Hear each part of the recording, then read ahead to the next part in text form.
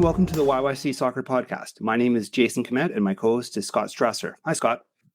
Hey, Jason. Good morning. We're recording morning. this on a Sunday morning, which is a bit different for us, but it's a nice day outside. I'm by the window here, and I've got my morning cup of tea with me, and I'm excited to do another podcast.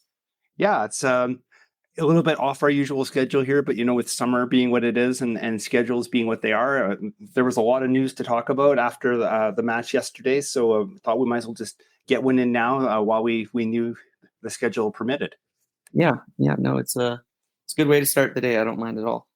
If you are a new listener to the YYC Soccer Podcast, what is it all about, Scott? What do we talk about? So the YYC Soccer Podcast focuses on soccer in Calgary at the amateur, collegiate, and professional levels. We talk about the teams and the players from Calgary's soccer community, from the grassroots and amateur leagues up to the university and professional levels. And this episode, we're going to talk about quite a few things. It's a bit of a Cav-centric episode, but there was a lot going on. We'll talk about Willie Akio signing with the Cavs. We'll talk about the match yesterday against HFX Wanderers. There was a change in goalkeeping coach. And then going across the pond, Calgarian, Scott Kennedy, signed with a new club in Europe. And we'll also talk a bit about League One Alberta, perhaps, and also about next week's match versus Vancouver. But let's start off with talking about what we just missed out on prior to a publication of our last podcast was the signing of Willie Akio. Yeah, so this is a signing that I think makes a lot of sense in terms of Willie Akio having a lot of ties to Calgary. He grew up here, played for SAIT, as well as won the PDL title with Foothills in 2018. He was also on it wasn't PDL in 2019, it was USL 2, but he was on the Foothills team in 2019 and was arguably their best player that season.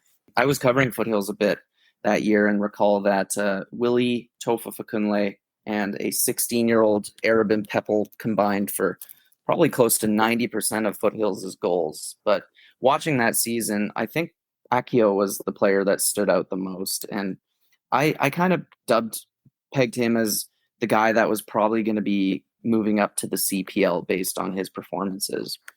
And he did eventually make his way to the CPL after his college career down in Texas, but it was with Valor that he ended up joining. So yeah, he did quite well for Valor, and then he went over to Ross County in the Scottish Premier League in 2022. He played 14 games for them there. Then he joined Wraith Rovers in the second half of the season, scoring 3 goals in 15 games. But he's shown that he's a capable CPL striker. I think he scored 10 goals for Valor in 44 appearances and got a similar amount of assists. So, he knows the league probably inside out. He's also an international. He's played for South Sudan, I think a couple of times in front of some big crowds too. So I think he's going to be a good addition to Cavalry's roster. Yeah, I think so too. He should be pretty plug and play in the sense that he's familiar with the coaches, some of the players, the city, the league. So you'd like to think that once he is properly game fit and everything like that, he should be good to go. And he's definitely going to add some offensive punch onto a team that already has a few good weapons. Yeah, I mean, you've got Meyer Bevan, Joe Mason, Ethan Beckford. Now you got Willie Akio. So there's a lot of options up front, and Cavalry can kind of plug in whichever player they feel is going to do the best job, depending on the situation, on the formation, their strategy, the opponent. But I also think Willie Akio has a really great attitude. He's a really cheerful guy, and he's very active on social media and YouTube. So I can see fans really taking a liking to him just for that reason alone. But he, as you mentioned, I mean, he's fast, he's tall, and I think based on his experience in Scotland, you have to assume that he's coming back to Canada with even more pedigree. I think he's going to be an even better player than he was before he went overseas. Yeah, I think the year over there probably helped his development further, and he was looking pretty good before he left when he was with Valor. So I would agree he should step in really nicely. He should be an important offensive force in this league this year. Yeah, I know. Like, he went viral for the wrong reasons when he had that miss on the goal line. Oh yeah. Valor. Right, it was right before he was announced that he was moving to Valor, and that that miss was quite confusing if you watch it, and it was on, I think, TSN or Sportsnet, like all the bloopers, highlight reels. But before that, he was having a great season for Valor, and the fact that he's gained all this experience in a very tough, physical Scottish Premier League, and the fact that he knows Tommy Wheeldon Jr. from previous affiliations, and now he's played for South Sudan. Like, he's just going to be, I think he could be a player that gets a lot of playing time for the remainder of the season. Yeah, and maybe we'll see him possibly even as soon as this upcoming weekend. Yeah, and I know you asked Tommy Wheeldon Jr. that in the press conference, and he more or less confirmed that as long as his fitness is up to scruff by then, he should be involved. Probably starting from the bench, you'd imagine, but Tommy said that he trained on Friday and was also involved in the pregame preparations on Saturday. So he's already been around the team a little bit already. Okay, speaking of the match from this week, yesterday on Saturday afternoon, the Cavs did pull out a 1-0 victory over HFX Wanderers. There was the one and only goal. It was an own goal right at the 90-minute mark. And why don't you take it away, Scott? You do that. Right. Yeah, so Ben Fisk, just as the clock ticked past the 90, whipped in a cross that ended up ricocheting in off the shoulder of Halifax defender Daniel Nimick. So it was kind of funny because I was taking photos by that net, and I was thinking of leaving my post around the 85th minute mark, just so I could get a head start on my match recap before the press conference got underway. And I was ready to write about how Cavalry had just recorded their first goalless draw since August 2021. But I just had a feeling that there was a goal in this game. Cavalry was just pumping cross after cross into Halifax's box. In total, they registered 29 crosses. And I think there was a sense around the stadium that Cavalry was going to score a goal. So I'm kind of glad that I listened to my intuition and stayed, because just as the 90th minute mark, Ben Fisk played in that ball, and they got a lucky bounce in the end. But overall, I think it was, like I think we talked in our last episode, I knew this was going to be a tough game for Cavalry, and I figured it would be either a draw or a 1-goal game either way. So in terms of the results, I think it was fair. Based on the performance, I think it was fair, but I also thought that Halifax looked pretty good at certain moments. I would agree. They looked good, but I think the whole schedule that they've had with travel and their matches in short succession, they did look like they were kind of done out there by the end. And they were dragging, I thought, a bit. And I think you noted that as well. I was thinking about the adversity that they faced, because this was Halifax's second trip out west in 8 days. And there was a home match against Pacific sandwiched between those two trips. They went to, I believe it was Vancouver on July, I want to say 7th or 8th. And then they had a game midweek against Pacific, who's still top of the table at home. And then they had to fly back to Western Canada to face Cavalry. And, it was hot yesterday. It was still pretty smoky. We're a much higher altitude than Halifax. And I think it was you could see at certain moments it was tough for the Halifax players, and they were pretty fatigued. And so overall, I thought they did pretty well, and they honestly could have come away with something. They hit that post in the first half. A few minutes after that, they forced a point blank save from Marco Carducci. So they could have gone into the half up 1-0, and who knows what could have happened if that had been the case. Yeah, I think that from their standpoint, yes, they almost got a point out of it, but I think that, I think at the end of the day, I think Calgary deserved the win and got the 3 points. And there were a couple other things I wanted to note about the game. Ali Musi didn't dress. His ankle is acting up a bit. So it didn't sound like it was anything terribly significant, but he didn't dress. And Mail Henry, I believe I have the pronunciation on that right. He subbed in the last, 15 or 20 minutes there, and first appearance with the Cavs. The other thing I was going to mention, and I feel bad for him, Ethan Beckford, still waiting for his first goal, and he was so close on an own goal. Yeah, I thought he was the player that scored, and I was excited about that because it would be a great narrative for the article that I was going to write. Like, what a perfect time to score your first goal. But no, it was an own goal in the end. Beckford was probably the Cavalry player that was closest to getting on the end of Fisk's cross. No, that's a few times now that Beckford has come close. I remember he hit the post on a late free kick several games ago. So he's still waiting, and it's a long time to go as a striker without getting your first goal. Obviously, this is Ethan Beckford's debut pro season, and he really is more of a substitute than a starting striker. But at some point, you really hope that he's going to get his first goal and break this scoring back. Yeah, it's weird. I don't have any specific connection to him per se, but I just feel like he's come so close a bunch of times that I feel his frustration already a little bit. Yeah, me too. Let's stick with the Cavs again and talk about their new goalkeeping coach. They announced this previous week that Jordan Santiago, who had been the goalkeeping coach since day one, has moved on, and Jake Davis is the new goalkeeper coach. I don't know tons about him, Scott. I know that he is American, and some of his recent credentials include being with the Houston Dynamo Academy, Hartford Athletic, and also, I believe, the University of Virginia. So he's made his way around a good chunk of the States, like geographically. He hasn't been just in one location. He's been all over the States in various different opportunities. And now he's coming north of the border. I remember seeing the posting that Cavalry was hiring a goalkeeping coach quite a while ago. I think someone posted it to the Cavalry subreddit. So I was curious about that because I figured it meant that Jordan Santiago was moving on. And I was wondering what the reason for that was, if maybe he was just ready for a new challenge somewhere else. But my reaction to the signing is really just that it's interesting that Cavalry appeared to cast their net pretty wide in terms of finding their new goalkeeping coach.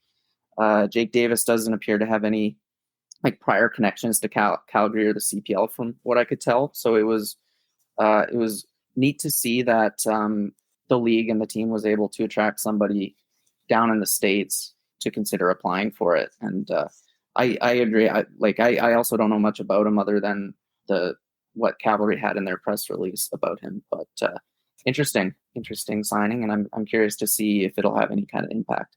Yeah, I noticed in the press release there was a quote from Davis, and he said something about he feels he had similar ambitions to what the club has. So, yeah, I guess we'll see what happens. But I was surprised too that there seems to be no connections. And next thing to talk about, and we'll go off the Cavs for a couple minutes here, is Scott Kennedy, who we were talking about last episode as he was playing for the men's national team. He has returned to the Austrian Bundesliga. He will be with Wolfsberger. This previous season, he was in Germany with, and I should really get you to do this, Scott, Jan Riesenberg, I believe. They were relegated down to 3 Liga, and his contract was up. So we knew he was going to be moving on somewhere. We just didn't know where. But I guess now we know. Yeah, and he's played in Austria before with Klagenfurt, who were in the second division at the time he was there, but are now in the top flight. And yeah, last year was a tough one for Kennedy, and it's Jan Regensburg. Yeah, he had that injury right before the World Cup, which didn't help his season. And Regensburg they were struggling throughout the campaign. I've been to Regensburg. It's a fairly small city, so a pretty big jump for them to be playing in the second division, and maybe the third division is probably more where they belong. But Kennedy's returning to Austria, and he's familiar with the country. I watch a lot of German soccer, but I must confess I don't watch any Austrian soccer. But I do follow a podcast on Twitter called The Other Bundesliga, which is all about the Austrian Bundesliga. And I have heard of Wolfsberg because of that. And I guess you could call them the other Wolfsberg because they're not the one owned by Volkswagen in the German Bundesliga. But I was looking at that club, and it looks like they finished 9th in the Austrian Bundesliga last season, which isn't mid-table because the Austrian league is only a 12-team division. And they had a 6-3-13 regular season record. So pretty tough time for Wolfsberger. And depending on their rebuild this season, it could be a year that really tests Scott Kennedy's defensive capabilities if they're in another relegation dogfight like they appeared to be in this past year. Yeah, but it's nice to see that he did find a place to play, and it sounds like a reasonable move for him. Based on a little bit of information that we know. Yeah, I remember there were some Whitecaps fans on Twitter who were kind of speculating that he'd be a good fit for Vancouver, and I think so too. But I imagine if you could keep playing in Europe, I think a lot of players want to keep playing in Europe. Yeah, and I think the Austrian league it's pretty decent. Like, it's certainly not going to be one of the top 4 leagues or anything. I think when I check the coefficients, it's 10th or something like that. So it's reasonable quality. I think we don't tend to hear a lot about it in Canada, but I think the quality is there, and I think I think it's probably a decent enough option for him. Yeah, and I think the Austrian league has been dominated by Red Bull Salzburg, very similar to how Bayern Munich has dominated Germany for the last, well, always. But Salzburg is a club with deep pockets, and they're very, they have that relationship with Red Bull and Red Bull Leipzig, and they tend to just gobble up all the best players in the league, and it'll be a great opportunity to just play against them for Scott Kennedy. No, it's probably a good move, and I'm sure it's a move that there's a lot of consideration put into what would be best for him. So let's talk a little bit of League One Alberta. They are nearing the end of their season. There was a match. The Blizzard were supposed to be playing on Friday, but it got postponed due to smoke. And I believe the match that was being held in Edmonton was also postponed for the same reason. They're going to make those up here. And next weekend is the last set of matches before the playoffs start. Let's talk about the men's division first. And right now, Foothills has clinched first place. So they've got that all wrapped up. And St. Albert has 11 points, and they're pretty close to clinching because we're presuming at this point that the final is as simple as 2v1. And BTB has 6 points, but they would need a lot of help to go from third to second right now. So it looks like if that playoff format holds in place, it's going to be Foothills versus St. Albert. Which has been they've been the top 2 teams throughout, haven't they? Yeah, I think they have been. So It's been pretty clear cut this year that those 2 teams have really been at the top, and BTB kind of in the middle, and then Scottish and the Cavs U21s are bringing up the rear. And then on the women's side, the top 3 teams are all still very close with a couple of games left each. Yeah, it seems pretty likely that St. Albert will get one of those 2 spots. And it looks like the 2 Calgary teams are probably somewhat likely to take one of those. Okay, you want to talk a little bit about the upcoming match? I guess we're far away from next weekend, but at least when we're recording this. But the Cavs play Vancouver next weekend. Any thoughts, Scott, really early on? And they had a tough time last time out when they traveled to Vancouver. It was Vancouver FC's very first home game, and it was a 1-1 draw, I believe. It was a draw for Cavalry, and I think since then they've built up some separation between themselves and Vancouver, and they've been playing a lot better overall. So I think that Cavalry can snatch 3 points from this game, but as we've talked about, there's not really a gimme anymore in the CPL, and even though they're at the bottom of the league table, Vancouver is very capable of getting points against probably any other team in the league. Although I did see, and I didn't look into this at all, but I saw that Gail Sandoval, who's I thought one of their stronger players, is not with the club anymore. Yeah, he's moved on. I can't claim to know too much about what's been happening, but they've been bringing in a bunch of players and they've been making a bunch of changes. I think from my perspective, and I haven't watched very much of their action this year, but they seem to be very much a work in progress. They've tried things, had some matches where they've played well, some matches where they've played poorly. And I think they're at a point right now that the window's opened up again, that they're trying to address things that worked and didn't work. And so, yeah, like I said, I kind of really look at them as a work in progress. And from that standpoint, though, they're a team that have talent on them, and they're at a point right now where they could put in a really good 90 minutes or not, potentially, I guess. It's just very much, I think, in flux there, as you would expect with a first-year team and a coach who has a lot of experience, but is still trying to figure out the intricacies of how this league works. Yeah. I know they signed a Brazilian named Renan Garcia last week, who is 37, which is an interesting addition to the CPL. But he's played for the likes of Atletico Mineiro, Vitória Guimarães, and then CFR Cluj and Sampdoria. He's played for Al Nassr, and he's coming from the Brazilian lower leagues. But I mean, you'd think that that's going to be like that veteran experience is going to help out Vancouver. It might also be a chance to play against Mickey Kantov. Yeah. Be I interesting. think is an interesting little side note. Yeah, so Vancouver is definitely a team in flux, but they are going to be at home. So I always find it hard to predict Cavalry games these days. But Yeah. I do have a feeling that they're just going to keep rolling. They're going to keep playing well. Well, I think that's pretty much everything we want to hit right now. There was a bunch of things to talk about since the last time we recorded, which was just a couple days back, really. But yeah, anything else you want to add in, Scott? No, I don't think so. I imagine we'll be recording again next week. We'll probably get back to our regular schedule of recording on Thursdays and releasing episodes on Friday. But there's a lot of soccer going on, as is always the case in July. I'm sure we'll be transitioning even to some other leagues and teams and levels in the near future, with college soccer starting up in August. Yeah, before you know it, we're going to be seeing those UC and SAIT and Mountain Royals. So, all right. Well, thank you for listening to the YYC Soccer Podcast. You can subscribe to our podcast by using all the usual podcasting platforms.